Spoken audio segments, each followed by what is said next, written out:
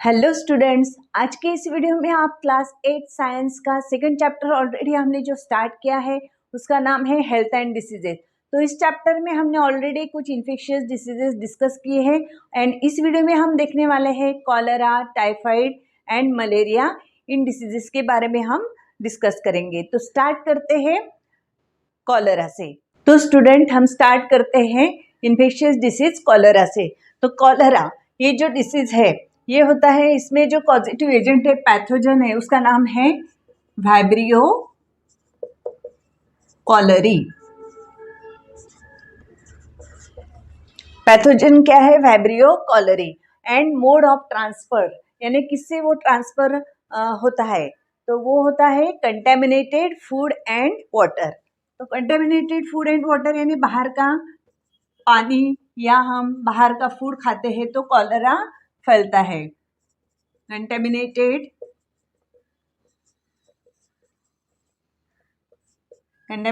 Food and water, इससे क्या होता है? कॉलेरा फैलता है।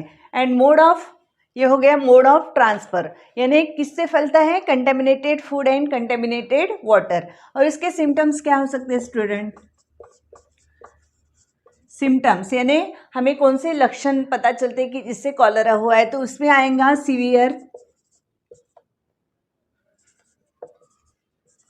सीवियर डायरिया है, उसके बाद में क्रैम्प्स इन लेग्स,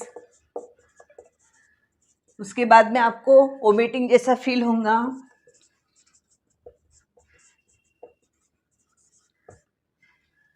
तो क्या क्या सिम्टम हो सकते हैं इसका? सीवियर डायरिया, क्रैम्प्स इन लेग्स, वोमिटिंग, ये क्या होंगे? उसके सिम्टम्स होंगे।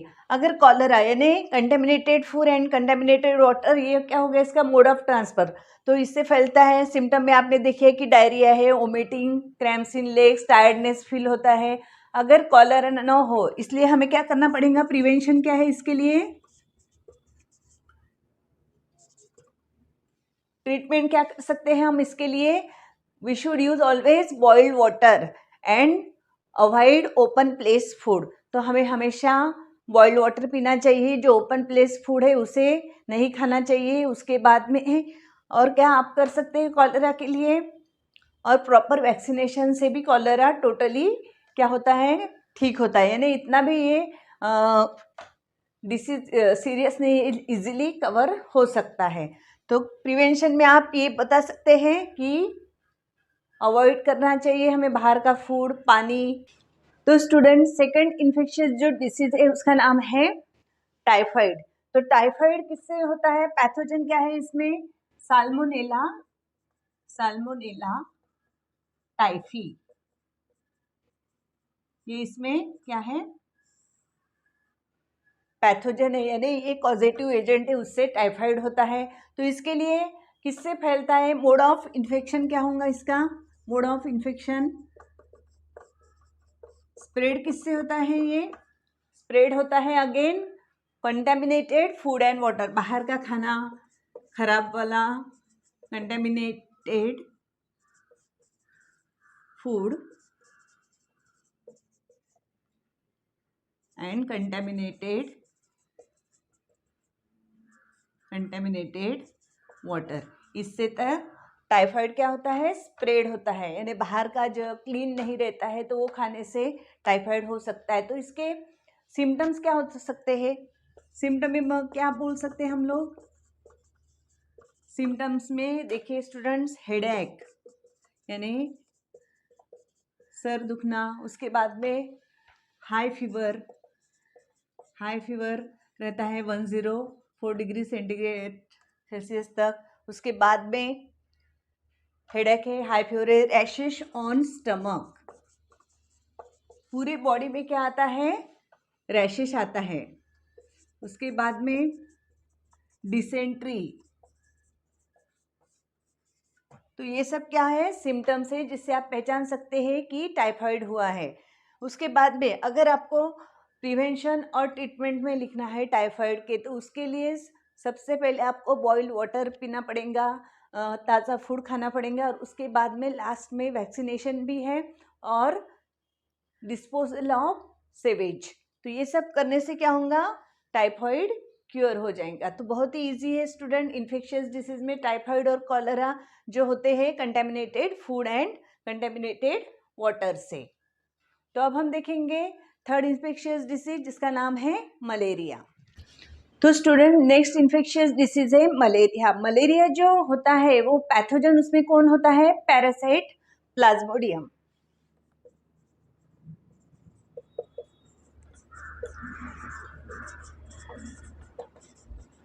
उसके बाद में मोड ऑफ इन्फेक्शन किससे फैलता है, that is bite of female anopheles mosquito. Anopheles mosquito. तो हमें पता है कि मलेरिया जो फैलता है bite of female anopheles mosquito, ये मच्छर से फैलता है। और इसके सिम्टम क्या है, सिम्टम ने आप क्या बता सकते हैं, उसमें है चिल्स यानी ठंडी बजना, उसके बाद में फीवर, आपको बुखार आता है, उसके बाद में हेडेक,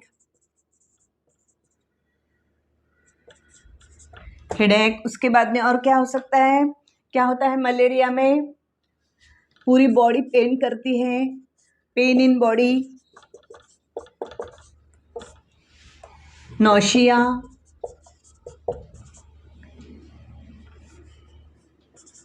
उसके बाद में वोमिटिंग। तो स्टूडेंट्स देखिए, अगर मलेरिया हो गया है तो पूरे बॉडी में पेन होता है, फीवर आता है, उसके बाद में ठंडी बनना शुरू होती है, उसके बाद में स्वेटिंग। तो ये सब क्या है, सिम्टम्स है किसके लिए, मलेरिया के लिए। अगर मलेरिया ना हो तो इसके लिए हमें क्या प्रिकॉशन लेना चाहिए, सबसे पहले तो हमें कीप योर सराउंडिंग क्लीन, यानी हमारा जो आजू बाजू का परिसर है उसे क्या करना चाहिए, क्लीन रखना चाहिए। एंटी मलेरियल क्या क्या लेना चाहिए, मेडिसिन लेना चाहिए। उसके बाद में मॉस्किटो रिपेलेंट यूज़ करना चाहिए, नेट यूज़ करना चाहिए। ये जो प्रिकॉशन आप लेंगे तो इससे क्या होगा, मलेरिया पूरी तरह क्या हो जाएगा, रिकवर हो जाएगा। तो स्टूडेंट अब हम देखेंगे सम अदर इम्पॉर्टेंट डिसीजेस। तो इसमें फर्स्ट डिसीज है डेंगू। इसमें पैथोजन किससे, ये वायरल डिसीज है। सो वायरस कौन सा है इसमें, डेन 2 वायरस, और इसे आप फ्लेवी वायरस भी बोल सकते हैं, आप फ्लेवी वायरस भी बोल सकते हैं। और वेक्टर क्या रहता है, वेक्टर है एडिस इजिप्टी,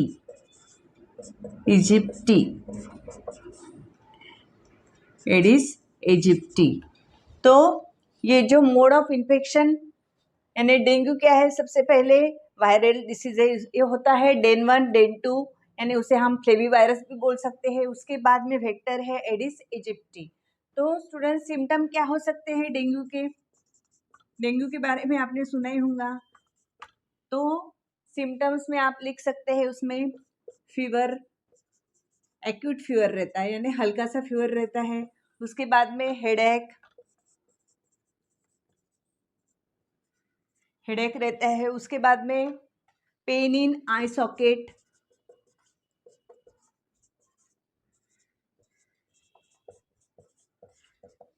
यानी जो अंदर की पुतली है उसमें क्या होता है, पेन होता है। और सबसे इम्पॉर्टेंट जो डेंगू में होता है, जो ब्लड में क्या रहता है, प्लेटलेट्स रहता है, उसका काउंट एकदम ही कम हो जाता है। और उसकी वजह से क्या होता है student, there is a internal bleeding. ये सबसे इम्पॉर्टेंट है कि जो प्लेटलेट काउंट है डेंगू में वो कम हो जाता है। अगर इसके लिए प्रिकॉशन क्या कर सकते हैं हम, डेंगू के लिए प्रिकॉशन सबसे पहले हमारा एटमॉस्फेयर क्या चाहिए, क्लीन रहना चाहिए। जो भी वाटर कंटेनर है उसे क्लीन रखना चाहिए। एयर कूलर के जो पॉट रहते हैं उसे भी हमें क्लीन रखना चाहिए। छोटे बच्चों ने student should wear the long pant. और उसके बाद में मस्कीटो रिपेलेंट यूज़ करना चाहिए। ये और आपको पता होगा कि हर सोसाइटी में आजकल क्या रहता है, फ्यूमिगेटर स्प्रे यूज़ करते हैं। तो इससे क्या होता है, डेंगू कंट्रोल में रहता है। तो ये सब आपको याद रखना है कि पैथोजन क्या है, उसके बाद में मोड ऑफ ट्रांसफ़र किस प्रकार होता है, प्रिकॉशन क्या है, सिम्टम्स क्या है। ये 2 मार्क्स के लिए आपको क्वेश्चन ऐसे पूछते हैं।